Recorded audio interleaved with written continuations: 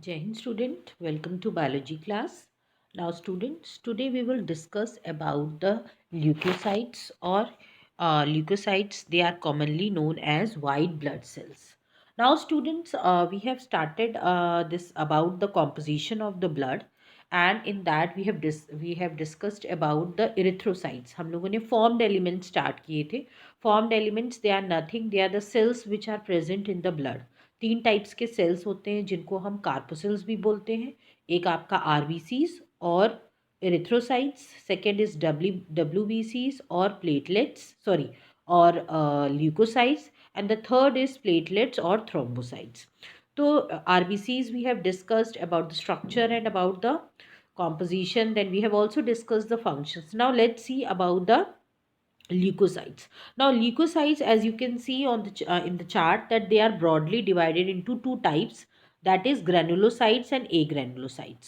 Okay, now we will discuss separately ki what are granulocytes and what are agranulocytes. Before that, उससे पहले थोड़ा सा हम WBCs के स्ट्रक्चर के बारे में पढ़ते हैं. They are nucleated and relatively lesser in number than RBCs. हमने RBCs में क्या पढ़ा था कि in some animals you will see that the RBCs, they are not nucleated, means nucleus is absent in that case. But here in WBCs, in any type of WBCs, you will find that the nucleus is present, and the numbers of the WBCs is less as compared to the RBCs. In a healthy adult, it is 6,000 to 8,000 per cubic millimeter of blood. They are generally short lived. Like RBCs में हमने पढ़ा था उनकी life cycle 120 days की होती है, पर यहाँ 12 to 20 डेज की इनकी लाइफ साइकिल होती है ल्यूकोसाइट्स की. ओके, नाउ दो मेन कैटेगरीज है ल्यूकोसाइट्स की. The first is your granulocytes and the next is your A granulocytes. Granulocytes, again, they are divided into three types, that is neutrophils, eosinophils and basophils. Agranulocytes, they are divided into two types, lymphocytes and monocytes. Now granulocytes के बारे में पढ़ते हैं. Okay, now the first type, that is neutrophils. So they are the most abundant cells among RBCs. RBCs sorry WBCs. अगर WBCs जो कि हमने अभी बात की कि जो है WBCs कितने प्रेजेंट होते हैं, 6,000 to 8,000 हमने बात की थी पर क्यूबिक मिलीमीटर ऑफ ब्लड. उसमें कितने RBCs प्रेजेंट होते हैं, 6,000 to 8,000.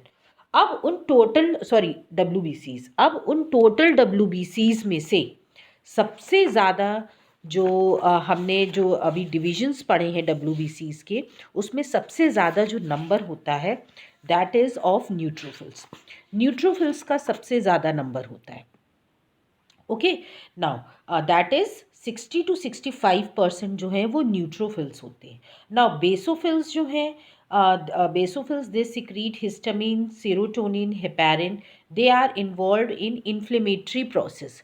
जो बेसोफिल्स होते हैं ये जो है टोटल जो आरबीसीज टोटल डब्ल्यूबीसीज में अगर बात करें इनका 0.5 to 1% ही होते हैं.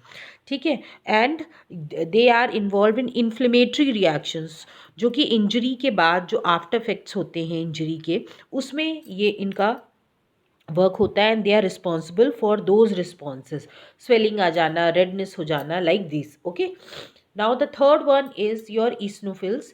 Eosinophils comprise 2 to 3%.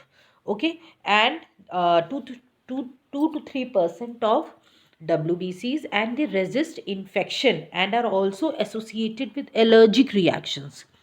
So they resist, they stop infections, and they are also associated with allergy, means जो भी allergy होती है, sometimes we have allergy with smoke या और भी चीज़ों से हमें एलर्जीज हो सकती है. तो इस्नोफिल्स जो है उस समय उनका नंबर बढ़ जाता है. लाइक कोल्ड, समटाइम्स क्या होता है, कोल्ड जब आप बाहर गए, अगर ठंड का मौसम है तो आपको तुरंत सर्दी हो जाना या खांसी आ जाना, तो ये भी एक तरह का एलर्जिक रिस्पॉन्स है, जो कि स्नोफिल्स का जो भी नंबर है वो जब इंक्रीज़ हो जाता है, सो दैट मीन्स कि स्नोफिल्स जो है आपके बढ़े तो डिजीज़ कहलाती है स्नोफीलिया.